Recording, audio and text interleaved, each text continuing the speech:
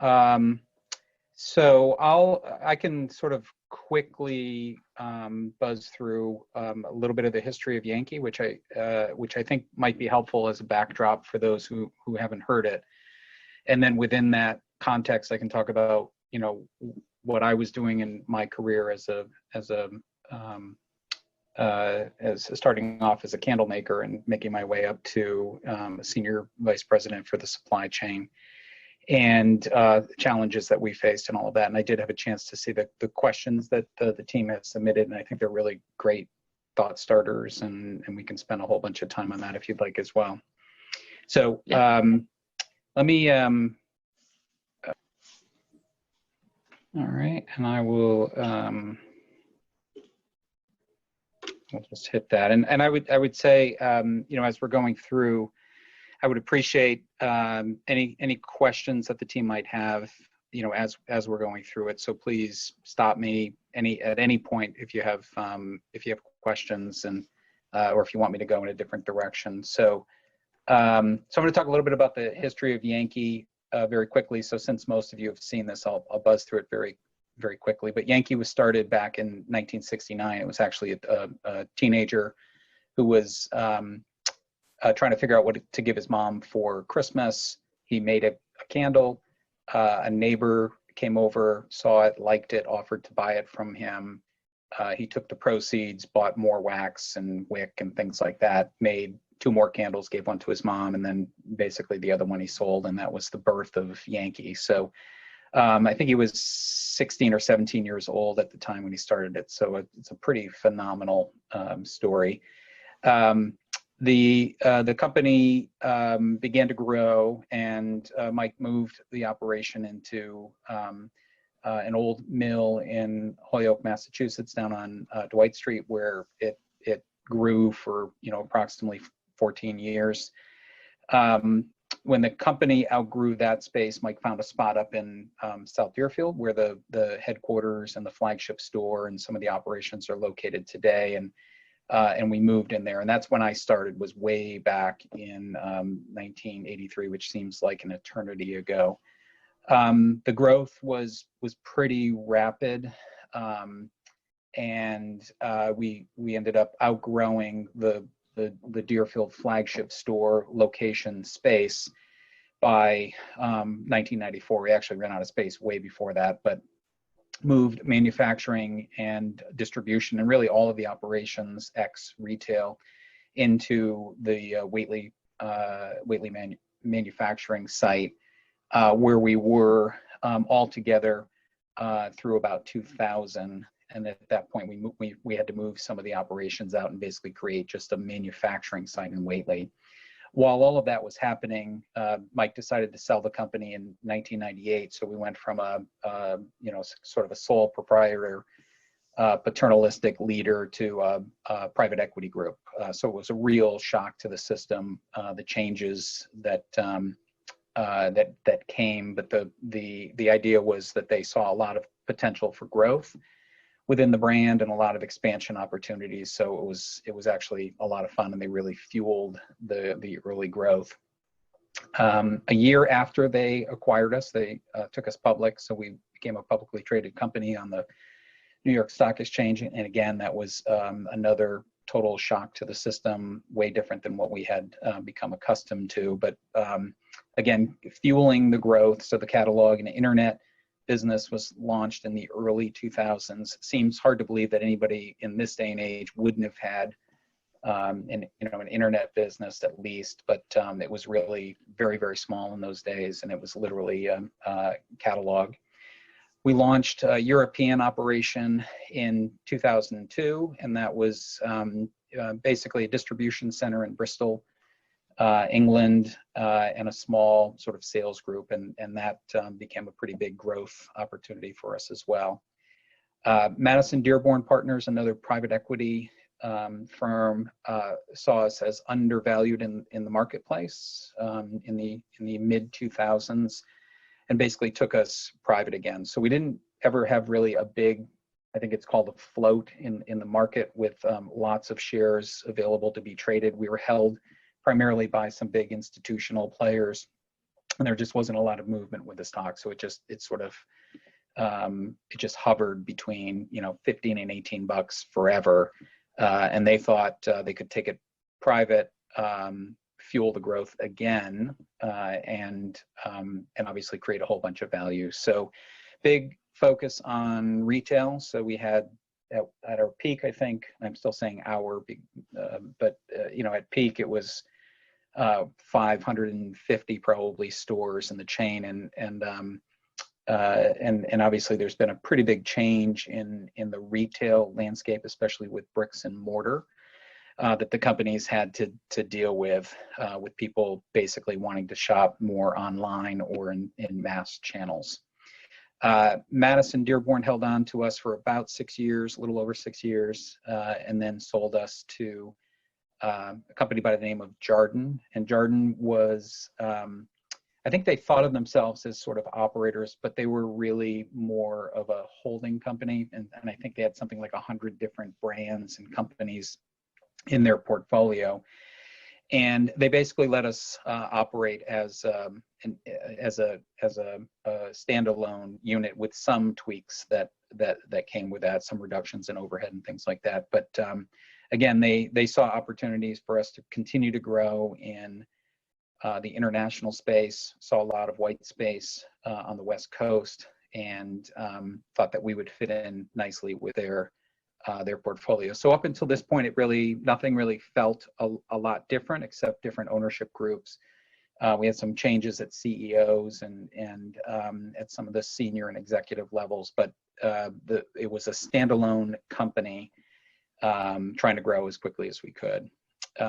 We broke ground on a manufacturing site in the Czech Republic in I think it was 2016, 2017. I can't see it behind behind all the faces right now. And that was a pretty exciting project. So we had run out of capacity in the Whately manufacturing site.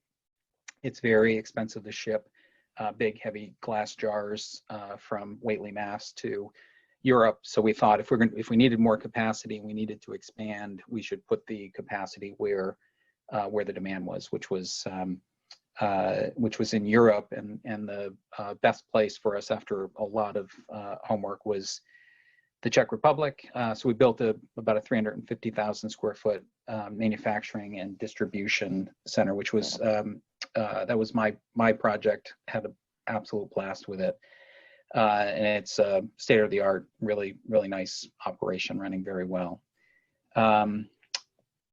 I can't see what's behind there. You can move the faces if you want to. You just need to drag from the there top. we go. There we go. Sorry about that. No worries. So we opened the Czech facility, and then Jarden merged with Newell Rubbermaid and became Newell Brands. So this was a pretty big change for the company and for the operations.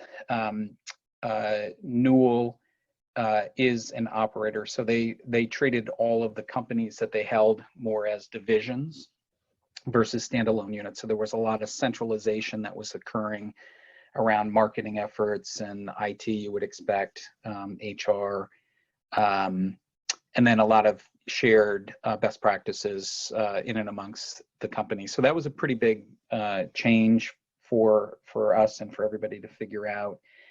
And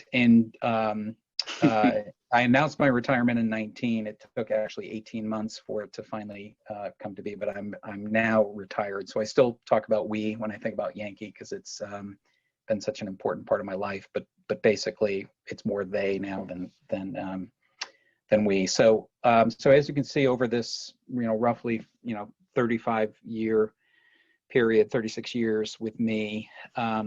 Lots and lots of change, lots of growth, lots of crazy things happening. And along the way, I started as a hourly candle maker way back in 1983, and then became head of sort of production along the way, vice president of manufacturing, and then the last position I held, which was senior vice president of supply chain. back in 2009, I think it was. So about the last 10 or so years of my career, I was responsible for both manufacturing and the distribution. So we had to bob and weave and figure out growth and figure out new ways of making products, how to source them. And it was a lot of fun. I'll say that a lot. Great people that I worked with. We had a lot of leadership changes that occurred within these timeframes, from Mike Kittredge to Mike Perry to Craig Ryden to Harlan Kent, Hope Margalla, Rich Worthley, and currently Lisa McCarthy. So I worked directly, basically, for all of those CEOs, and learned a tremendous amount from them. Really, just world-class leaders who really cared about the people, really cared about the company and the brand. So it's a pretty complex model. So as we were going through, I mentioned a couple of things. So the retail division with the company-owned stores, a pretty big wholesale, or I think they now call it North American customers, but basically wholesale division, which is anything from mom and pop gift shops all the way up to Walmart and literally everybody in between. The international division is pretty big and growing still pretty quickly. There's a direct-to-consumer component, which I mentioned. So that's the catalog and the internet. It's primarily now internet business, and that has a different fulfillment model. And then fundraising, which is also a unique business model in that organizations go out and sell solar candles to raise money for whatever their organization might be. And the distribution component of that is much more complex than traditional distribution models for, whether it's wholesale, retail, or even direct to consumer. So it's a sort of a unique packaging and distribution process. Art, yep. Do you think you could maybe take a second and talk about the process of getting your international shipping and your Czech Republic manufacturing facility online, and kind of Sure. how you figured out that was the ideal place, maybe based on your distribution networks, where your biggest demand was, and kind of what that process looked like? Sure. It was actually a lot of fun, and we brought in, we had a lot of help figuring out the best places and the best ways to go. But we started with a look at what our demand plan was over a 5-year period, and you'll learn within sort of sales organizations, everybody has sort of high hopes and big dreams and all of that stuff. But when it comes to putting, your blood on, signing your name in blood that, hey, these are the growth plans and this is how it's going to work, it's everybody starts to get far more conservative. So we had to figure out what we thought realistically was going to happen within our strategic horizon for growth and for types of candles and all of that. And so we designed a capacity model that would enable that growth and unlock the growth.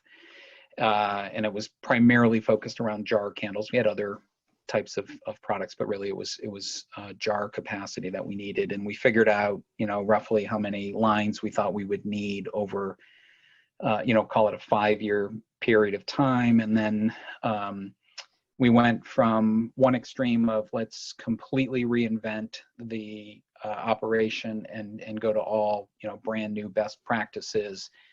And then shifted our thinking to, we probably, since we're going to be opening a plant in somewhere outside the United States, we should probably be a little bit more conservative than that. So we took best practices that were currently established within our operation and built lines and capacity around what that would look like. We then started to build the shell around that to say, okay, how much space would we need for the lines? And then we'd want some expansion capability without bricks and mortar. So how much bigger should we make it than we need it today? We took a look at our distribution and carved up what we thought would go out of this particular facility versus our distribution center in Bristol, and figured out how many picking slots we'd need, what type of picking capacity and operations we wanted to have, how big that was, and then basically designed a high level footprint of what we thought this would look like. And along the way, we were trying to figure out, okay, what's a typical cost per square foot to build, and what would it look like, and then where should it be? So Jarden still held us at that time, and Jarden had operations in Europe, so we looked at all of the existing Jarden companies to see if anybody had enough capacity to house us. They didn't, but there were operations in Spain, Italy, just outside of Prague, pretty much all over the place. Nobody had enough space, nor did really anybody have the ability to expand. So we looked at where should we set up shop, and nobody would really build a big new facility in Western Europe because it's the labor rates are extremely high, and it's a little bit more difficult to do business than it is in the eastern part of Europe. Not to say that you can get away with building, shoddy buildings and things like that. The entire EU has the same standards for buildings and codes and things like that, with minor variations depending on where you go. So it was really all about labor rates, and then being close enough to where the distribution was that you didn't blow up your transportation model. So the lion's share, literally the lion's share of the savings for the operation of what was going to go towards paying for this new facility was the transportation savings. So you couldn't be too far away.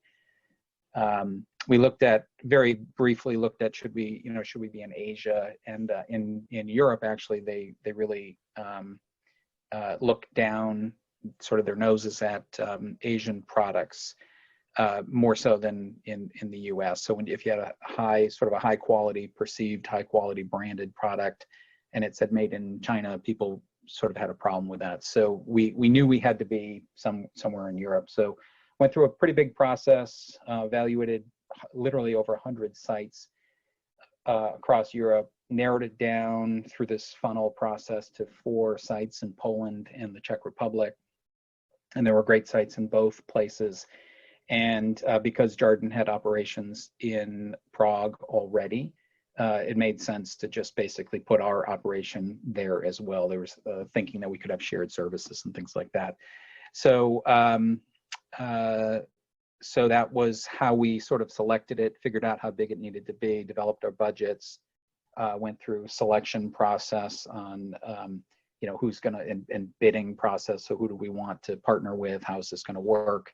How long is it going to take? What's it like to do business with these companies? And we had, as I said, a lot of help. We brought in consulting help on the design phase. We brought in consulting help on looking for the right locations. We had consulting help for things like what's the labor like in these various markets? Do they have the right type of skills, and do they have enough? And what's the inflation rate like with labor?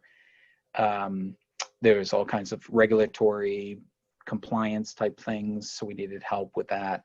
And then within the project though, it was primarily a Yankee driven project. So we had our engineering team, our manufacturing team, our HR team, our IT team, our transportation team, logistics, basically all carving out time to work on this project. So it was an awful lot. I could spend weeks even talking about that project because I really enjoyed it so much and had a lot of fun.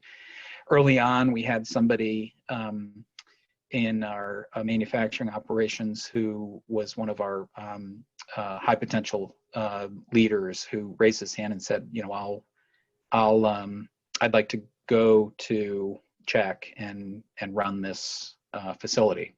Can I have a shot at doing it? So we ended up giving him a 3-year assignment, which he then came back and said recently, I'd like to stay at least another 3 years. So it was really, really helpful to have somebody from the domestic site who had pretty much grown up in our operations go there and basically lead it and teach people and be responsible for it. And he's done just a phenomenal job for the organization. So pretty exciting. So is that Yeah, that was great. That was, overview? yeah, just trying to get a sense of kind of everything that goes into making a decision that's as big as investing millions of dollars in this huge. plant right here. Yeah.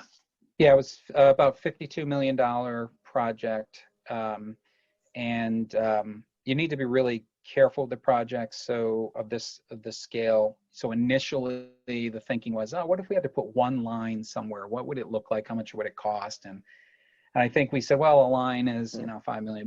We probably need this, it could be $15 million or whatever. So the, sort of top leadership at Jarden was thinking, 15, maybe $18 million project. And then we came back and said, 50. And heads almost rolled. I mean, it was a pretty ugly. It was pretty ugly, but the plans changed, the capacity changed, the strategies changed, everything changed, right? And when we designed the facility, we designed it so that the manufacturing operation had room to grow inside, and then there was an opportunity to sort of move, if we needed to, into the distribution part of it to take more capacity and or then blow out a wall and grow. And then on the distribution side, I think there were two options. We could grow out this way or over that way.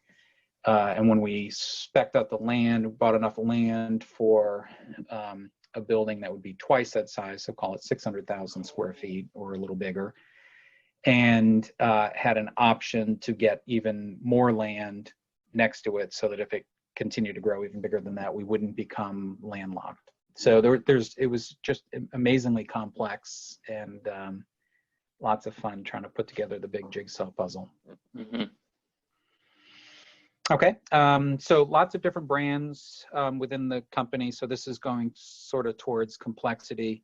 The sort of traditional Yankee Candle brand is the flagship. Home Inspirations is kind of a mass brand or strategy. Woodwick was an acquisition, which gave us, it was a competitor that was really beginning to grow and take a little bit of share from us. So we acquired them. And then Chesapeake Bay had a really nice model and a really big presence in Target, which helped us move into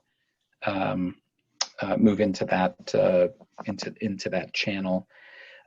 Lots of additional complexity with the product types. So you got all the brands, you got various different sizes. There's different formats, from jars with multi-wick, single wick, wood wick, long wick, short wick, tall jars, small jars, non-jar type production. There's hundreds and hundreds of different fragrances. There's crazy labeling standards depending on where you are, and either the US or holiday, we use different labels for different products. Canada has unique French and English labeling requirements. The EU has a completely different set of standards. We made unlabeled products for our personalized business, and then customers have specialized labels. So it gets really, really complex. And then add to that all of basically the customer complexity. So some want 4-packs, some want 6-packs, some want, it shipped one way, another way. So lots of complexity within the various supply chains. And then with Yankee, I talked a little bit about the Czech facility and the Whately facility. There was, with the two acquisitions that were made right towards the end of my tenure, both came with plants and both came with distribution. So, part of the deal was we got to figure out how to integrate. So we took the smallest plant and basically moved the production up to Whately right before I left, actually at the end of last year. And that was far more complex than you would think, with systems and getting everything to work together properly. It was very, very hard. And in Whately, there was a pretty big hole that was created when the capacity came up in the Czech Republic. So we moved production from Whately to the Czech Republic, and then Whately all of a sudden is an underutilized facility with overhead that is, technically stranded. So there's a tremendous amount of pressure when you do something like that to either cut the overhead, and overhead is not a huge component of the cost structure, or get the capacity filled back in as quickly as possible so you absorb it all. And we have a question from the Yeah. audience, Sure. and this might be going back to when you said that when Jordan gave about a $18 million for the Czech Republic, and you guys came back saying it's going to be 50, 52. And the question is, can you talk a little bit about how you gained experience in negotiation? So maybe a little give and take, and kind of how that process evolved and kind of steps that you took. Sure. From a sort of macro level, from a budgetary standpoint, I think what we had to do very quickly was go back and say, here were the assumptions that we had when we first brought this project forward, and here's what's changed, and here's why it's changed. And after getting over the initial shock, I think they were still, they put the check for over $50 million, so they clearly believed in us, which was a good thing. At a more micro level, we actually also had consulting help on the construction side with a physical project manager on site, who was responsible for managing all of the different contractors. And within that group, there were a couple of folks that were contracted, who literally looked at every single thing that we got for our money. So if the general contractor said, I'm going to give you, I don't know, make it up, 11 mil roofing material, rubber membrane, they checked it, measured it, made sure that that's what we were getting. And if there was any change or deviation, there was a negotiation on, is this a cost savings? Is it, does it really matter? Can we use thinner materials and shave cost off? And then we would, sort of hold on to as much of that as we could for other things that became a surprise. Putting in the wax system, for example, was far more complex and far more expensive than we thought and what we estimated. I think it came in at, twice what the initial plan was, and there was absolutely not going to be any going back and asking for any more money. So we had to find money, and we said, okay, well, we don't really need a fancy entry area into the building. We're out in the middle of nowhere.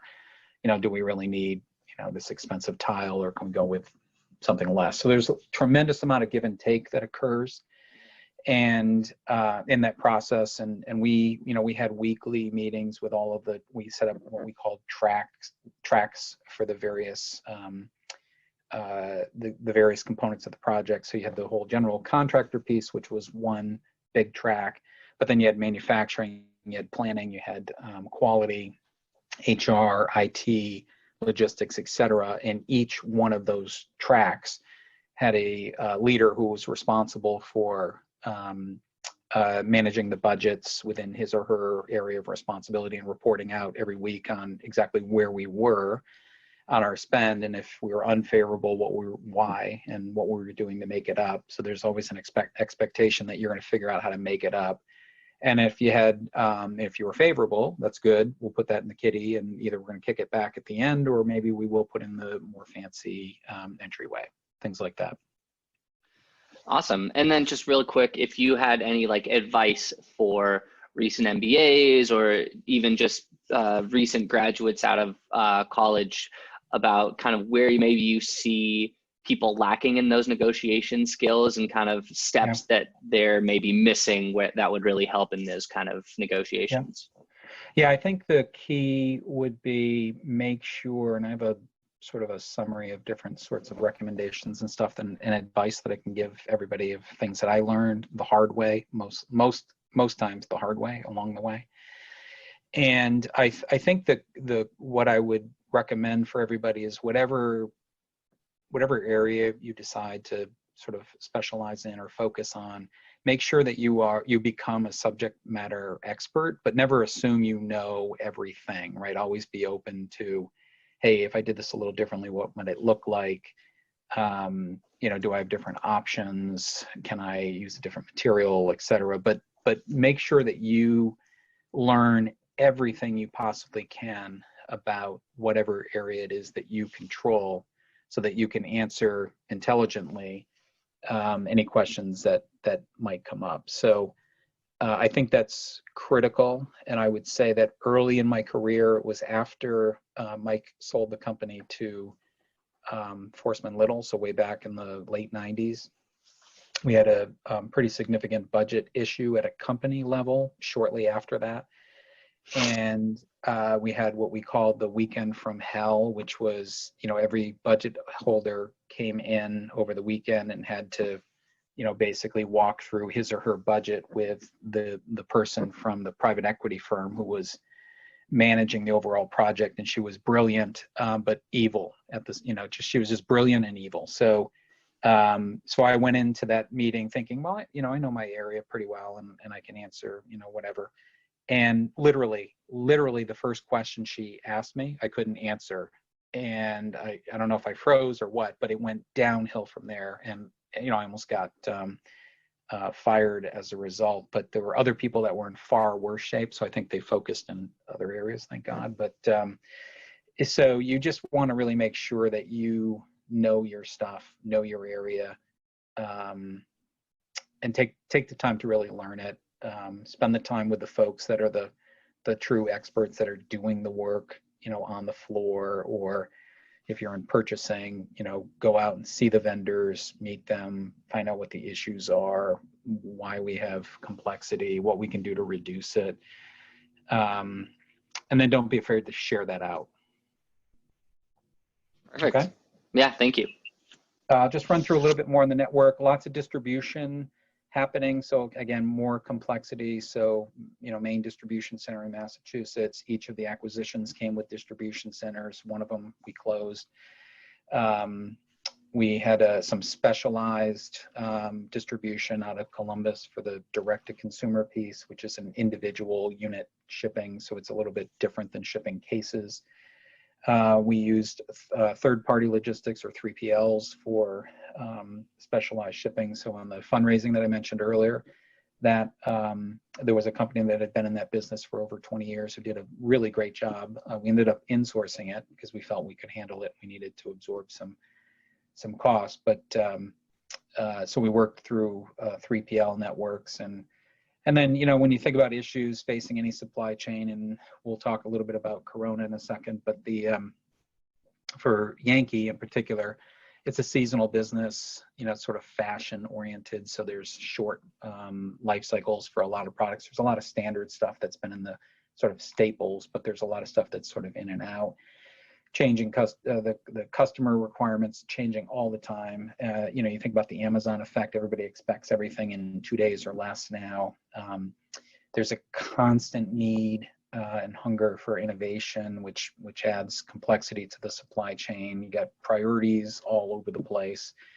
Something we never figured out in my entire time at Yankee. It just, we just always had probably 5 too many big projects going on at any one time. We would start the year and say, okay, we're gonna get less complex, and we're gonna focus on sort of the fewer, bigger, and we just never did. We just couldn't do it. You always got to be wary of what's going on with the competition. So for candles, it's a very low barriers to entry. Anybody can go buy some molds and make some pillar candles, or buy a glass jar, throw some wax in it, figure out the wick, and you're in business. And I've told a couple of the groups that when in the early years, when I used to go to what was called the National Candle Association meetings in either Washington or Cincinnati, there were, we would literally sit around maybe 2 big tables, and we'd talk about we'd talk about wicks, or we'd talk about wax. It was pretty boring and pretty, there weren't a lot of issues. And throughout the late 90s, early 2000s, it blew up to, there were 300 candle companies all of a sudden going to these meetings, and it became, hundreds of people. So that's how quickly the marketplace can change. In the supply chain, you're always going to have cost and inflationary pressure, and supply chain professionals are expected to deliver productivity and cost savings every year, nonstop. And it's, in our case, it was used to, it could be used to plug a hole in the budget, but a lot of times it was used to fuel additional growth. So, the productivity would go towards marketing spend or innovation. You got to deal with all of these labor issues all over the place, whether it's changes in minimum wage, whether it's, hey, we're at full employment before Corona. How do you get people, and what mix do you have? And we had a mix of core and seasonal and temps, and it was always very difficult to figure out what's the right mix in a seasonal business of these various players. The government affairs. So, whether you love Trump or hate him, you've got, in his term, you've got deregulation, which is generally speaking going to be a good thing, right? Make your jobs a little easier. But then you end up with things like tariffs where, okay, well, we're not going to do business out of that region anymore because it's too expensive. We need you to figure out how to onshore stuff. Or we got to figure out ways to offset the impact of the tariff. So you really can never win no matter what's going on. I don't know if it's necessary for me to run through this, but when I used to think about ways of working, I always thought of, Belichick. So you've got, he's thinking 5 years down the road. He's thinking what's going on this season. He's thinking what's going on this week. He's got to keep his team focused on what's going on this week. Don't be thinking about the Steelers if you're playing the Browns this week. Getting the right people together. It kills me that we lost Brady, but you get the right people, communicate the plan, get everybody going in the same direction, and then it's all about execution and contingencies and staying focused. I won't go through this, but I wanted, I thought maybe this might be a good spot to stop and talk about Corona. Aaron, Yeah, that sounds good. Agree, unless there are other questions from the team. Nothing in the chat yet. So yeah, I think this would be a really good point you were talking about contingencies, and obviously right now we're living in a world of contingencies. Yeah. And yeah, so in a world where, like you're saying, people are still used to getting things in 2 days from Amazon, and there are fewer people working, people are at home. I'm sure there's a huge increase in online purchasing right now. And how does a company like Yankee deal with something like this? And what do they have in place, and kind of what maybe do they have to improvise? Yeah.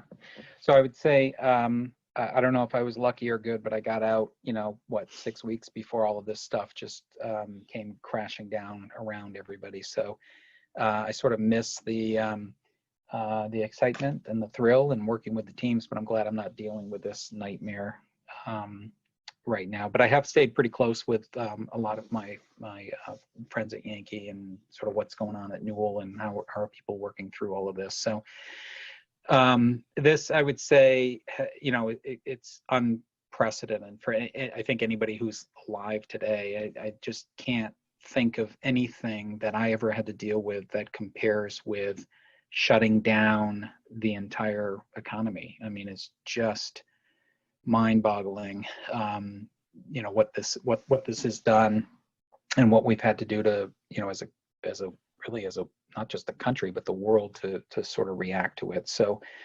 it's been pretty crazy for the team at Yankee. So they're if you think about Yankee, it's not a necessity. What's the word I'm looking for? But so initially, everybody wanted non-essential stuff to stop flowing, but then there was some word back that, well, we want distribution to continue to run. So Yankee was actually running longer than I thought it would, but then the governor came in and said no to manufacturing, and then I think it was a week ago or so they said no more distribution at all either. So basically everything has gotten shut down. So folks are trying to figure out, furloughs, how many people do I need to, figure out what this is going to look like when we come out of it. And but I think in other parts of Newell, they've been able to sort of retool things and I think they were, one of the plants might have been making some hand sanitizer, and somebody else, Rubbermaid was doing something else. So, so from a sort of a Newell perspective, they had some operations continuing to run, and then from a Yankee, there was basically there was nothing operating. So thankfully, I never had to deal with anything like that. I did have to deal with lots of, operational issues along the way with, we just can't figure out how to make this product, and there's huge demand for it, and it's at a critical time during the season, and how are we going to figure it out, and can we source it from somebody else? Or we had 3PLs that, stumbled out of the gate right at the beginning of peak seasons. That happened to us a couple of times. And there's just no opportunity to sort of make it up at least in where I was, given the seasonality of the business. So we had to figure out, can we parachute people in? Can we, do we need to slow down the marketing efforts on the website so that we control the sales? What's the key focus, and what's the priorities? So we've had to deal with a lot of that kind of stuff, but nothing like this. So I do think coming out of it, the planning is going to be critical, figuring out who's going to want what, when, and where. So do they focus on a limited set of SKUs to get them through basically this year? Walmart and Amazon were going like gangbusters, even with candles, as I understood it, right up until the end. So I was thinking, who's going to buy a premium candle at this point when you can't figure out how to buy toilet paper? But people were. So I think, there'll be a whole bunch of sort of reloading of shelves and things like that that'll need to happen pretty quickly. The plant was furloughed before the distribution center. So we did have a couple of seasons where from the top, priorities changed, and we, had a huge emphasis on literally from one year to the next. The first year we had a huge emphasis on customer service and sales. Don't leave a sale on the table, and if you have to have extra inventory, you have extra inventory. So we were just running like crazy. And then literally the next year we built too much inventory throughout Newell, and now we have a huge focus on working capital. So that's the priority, not customer service. So we had to slam on the brakes and let go a whole bunch of temporary folks, thankfully, at that time, but we were not able to get them back quickly enough when the cycle changed. And so we had to retrain a whole new group of people, and I think it took more than a year for the plant to basically figure that out and how to get everybody back up to speed. So I can only imagine, after having everybody out of work for, it'll be at least a month, if not longer, how long it's going to take to get everybody sort of back up to speed and get all the equipment running back to normal and all of that. So it's going to be interesting. And then, I would think most companies are going to try to figure out, okay, I furloughed everybody. Do I really need to bring everybody back? And at what rate do I bring people back? And is this an opportunity for me to reset? So who knows how long it'll take for the employment situation to improve. So it's going to be crazy. It's going to be crazy. So it's opportunity for all of you, right? Going into the workforce, you'll be able to sort of be, helping people think about how do we figure this out? What's the right way to do this? Mm-hmm. And I always thought of these big problems, nothing like this, but as big as this, but big problems to me were sort of like a big jigsaw puzzle, right? So where are the right pieces? Who are the right players? What do we need to do? Okay, let's get started. So how do we start? What do we want this to look like? How quickly can we get it all together? Who owns what? So there'll be, I think, lots of opportunities for great leaders. And I know that's one of the questions that you had for me and for the team. And I think, the ability to build great teams is really important for everybody in their careers, especially at your levels with MBAs. You're going to be going into organizations at you're going to skip a whole bunch of levels, and you're going to be, leaders pretty quickly if you're not already doing that. So, think about how to treat people, how you want to be treated, how you tackle problems. Think about, surrounding yourself with people. You always hear, like, surround yourself with people who are smarter than you. Do that. Like, don't be afraid to do that. And people who are, complement your style. So if you're pretty strong on the financials, then maybe you need somebody who's stronger than you on the ops side. Or if you're really good on the ops side, then get yourself, I used to call it, my finance guy was my attorney. So I'll take the beating on the ops stuff, but when it comes to finance, I really don't want to be thinking about where all the beans are and how they get counted and all of that stuff. I need somebody really, really good who can control that for me. Strong HR person, because you're going to have, along the way, you're going to be recruiting and you're going to be making tough decisions on people and things like that. So, I would think about how you like to be led, and that's generally how other people like to be led, right? So be honest with them, challenge them, invest in them, be honest with them, make changes when you have to make changes, and try not to let things sort of drag on. When I think about the leaders that I worked for, they were really good at assembling great teams. I mean, we always had, from Kittredge right through to the end. I mean, we always had great people that worked at Yankee who really cared, and for the most part, treated people really well. So those are some of the things that I would be thinking about in your roles. There's a lot of great reading out there, but you're gonna have to find your own styles and what works best for you, because there's really no cookie cutter approach. I took things from every CEO and every boss that I had. So I worked directly for CEOs. I worked directly for chief operating officers. I worked directly for all kinds of different people. And I can, if I threw out names, I can tell you what I loved about each and every one of them, and I can tell you what I hated about them. But on balance, it was always a plus. So, Alan, did you have a question? Yeah, I had a question for you. First of all, thanks so much for being here and chatting with Sure. us.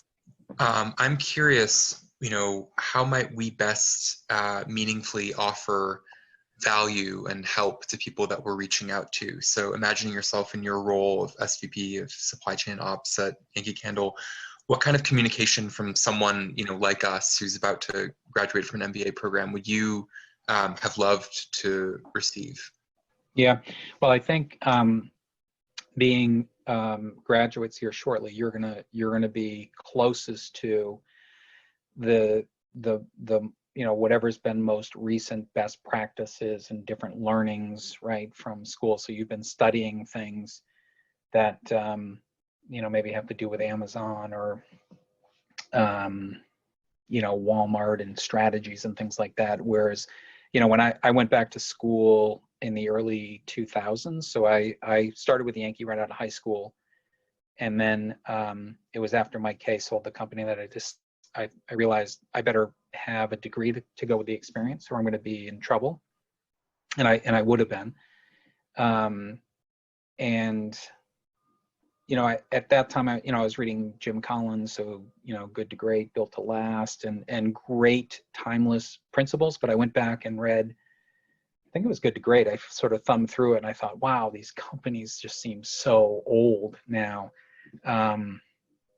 The ones that they were comparing. So I think you want to be, keep yourself fresh and continue to read and see what's out there. But I would say, I would expect that people coming out of Eisenberg have really good analytical skills and abilities. If you haven't already been in the workforce, you might have some flat spots that need to be developed on some of the leadership piece. And so, I would want I'd want to know, okay, what's your plan to sort of, what do you think you need, right, to get those up to speed? But how do we over-index in the short run on where you have experiences? So if you have a bunch of experience in planning, or you spent some time there, I think that's going to be a critical area coming out of this. And then I think companies are going to need people to really just roll up their sleeves and jump in and be willing to help, because it's not like hiring a few people, or even we're gonna start up a new plant in the Czech, right? It's all these people. All of my collective wisdom I've had to furlough. So how do we get everybody re-energized, refocused, and get the operation up as quickly as possible, as safely as possible, with minimizing mistakes? Does that help? Yeah, thanks so much for that. I really, really appreciate that.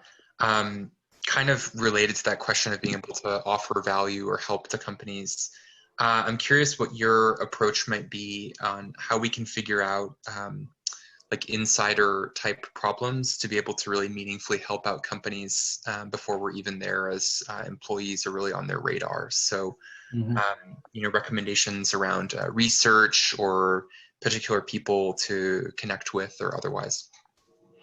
Yeah, I think it's you definitely want to work on your networks for sure. So if you had any kind of like internships or any connections along the way,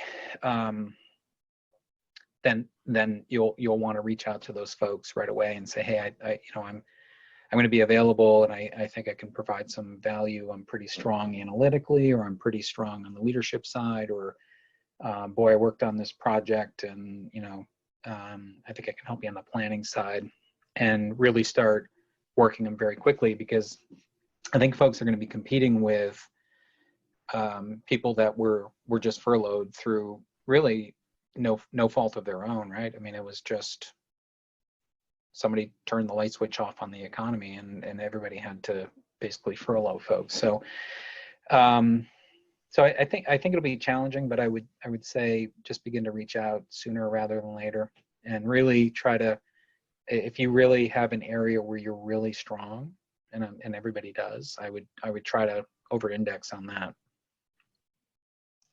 Great, thanks. So we got a few more questions coming in from the audience. A question about innovation, and we just want to know, how is Yankee able to innovate so much? Yeah, they've really done a pretty good job with that over the years. So there's a group of folks that are focused on research and development, that are always out looking for the newest, sort of latest and greatest thing. There are things like they're focused on going to the auto shows, which I would have loved to have done if I had known that was an opportunity. But if you think about the auto space, with everybody having USBs and plugins and things, maybe you can hang from your mirrors and all of that stuff. So you've got to be focused on what's going on with automotive, and you've got to be focused on what's going on in the fragrance space. So there were teams that were within marketing and brand and product development and R&D that work together on trying to figure out what space is available, what opportunities are out there, and what can we do to sort of fill that need. And again, I always thought that we, when I was there, and they now, did a pretty good job with that. You have a lot of misses, which is just part of, it's just part of the deal. But when you get something that hits, it's really big, and it makes a huge difference. We got another. So we want to know you're not currently with Yankee right now, but if you were still in the war room during this situation, how would you think that Yankee might be reshaping some of its business practices, or what advice would you have for the leadership at Yankee right now? Yeah, I am still touching base every once in a while with my former boss. We're still close. And so, she's reached out and asked, okay, I think we're gonna have to do a furlough. How did you do it before? And when you had to have the layoffs, how did you do it? Well, they ended up having to shut the whole thing down, but they were going to definitely have to feather it back at some point. So, I think if I was there right now, boy, I mean, it would just be trying to stay close with the key folks, the key leaders within each area, and just try to be ready. So even though the operation is shut down, there's still demand signals that are coming in from people like Walmart and Amazon, and they just typically don't have a lot of patience, right? When things come back up, everybody's gonna say, wow, that was kind of tough, and then they're gonna just expect immediately, right, that you're going. So I think we'd be talking about how do we do this in a controlled fashion? What shifts are we going to bring up? How are we going to bring them up? Who's going to lead them? When do we start bringing them in? How much time do we take sort of retraining and going through all the safety stuff again with folks? Because they're just going to forget, right? Everybody's at home, and it's just going to be a shock to the system, I think, when it comes back up. So in some respects, like I said earlier, I sort of liked some of the craziness, and that was always sort of fun, and there was always too much going on, but you were always sort of leaning forward as a result. So that would be good, but everybody that I've talked to, they're just exhausted, and they're not operationally doing a lot, but they're exhausted because it's just nonstop phone calls around, okay, we've got a little bit of inventory in the Czech Republic. Do you think we can repackage it and ship it over here and get it to Walmart? Well, they're not in the system over there. How's that going to work? So people are just trying to figure out how to piece together what they've got. But the bringing it back up, I think, will be it's going to be challenging. And when they're done, I'm sure they'll feel satisfied and it'll feel rewarding. But when they're in the middle of it, I think it's just going to be all consuming. Mm-hmm.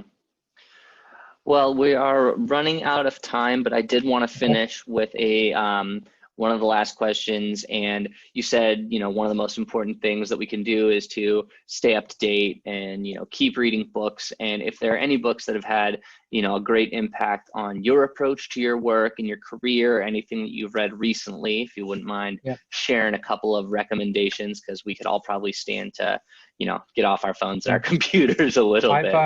I've spent a lot of time catching up on reading for fun over the past few months since I left Yankee, and I was doing some volunteering, which everything got stopped. So I've really had a lot of time to sort of read. So I've been reading for pleasure. So if you guys like Dan Brown or John Grisham, or I started reading Harlan Coben. And then there were some other book club sort of recommendations. So on a personal level, those kinds of books were good. Alan had recommended Thank You for Waiting by Thomas Friedman, which was, I thought the first half was pretty good, and then it was very painful for me finishing it. The second half got just really hard to read, but the speed and pace of change, and sort of building on current systems and why there's capacity and why things have changed so quickly was the work that Friedman had written about. So I would recommend that if you haven't read that. There were a bunch of books that I read. I'd mentioned Jim Collins, so that The Built Alaska to Great, I thought were phenomenal. There were a bunch of books I read on lean and quality systems. So if you're going into sort of operations or manufacturing specifically, those are really, really time tested and great concepts. Although I will say, I think everybody got a little too lean, and that's part of the reason why we ran into some problems with being able to get enough ventilators and masks and things like that. But when you look at companies like GM and others, and that's the one that just came to mind, retooling and then spitting out ventilators in 12 days or something like that, it really is pretty phenomenal. So having good processes and having a sort of a lean background where you could figure out quickly how to pull together teams and figure out how to build these things really quickly is important. So I'm a huge sort of lean guy, and I would read up on that as well. But I can think about some of the other books that I've read and shoot you a note if you want to share it out with the Yeah, team. that sounds great. But I would say, you know, Alan used to say to our class a lot back when I and he was an academic mentor, is still a mentor to me on in terms of academics. I would say that he used to say, you always need to be reading something, and no excuses, and he would yell at us if we weren't. So anytime I talk to him, I make sure I'm reading something, or I ask him what I should be reading before he has a chance to ask me what I'm reading. So I think that's really important. So even if you're doing it for pleasure, it really, I find it just sort of exercises, you know, your brain, and feels good. All right. If you haven't read Educated yet, that's a really good Educated? one. All right, Educated. I'll add that to the list. That's a good one for fun. But I think that is all the time we have. If we don't have any more questions, which it doesn't look like we do, I just want to say thank you, Art, so much for coming in and speaking to all of us. And I look forward to your book recommendation list, and I can share it out with people. Excellent. Well, thank you. I really enjoyed talking with everybody, and I'm available if you want to set up a follow-up somewhere down the road. All right. Thank you so much. All right. Thanks, everybody. Thank Goodbye. you.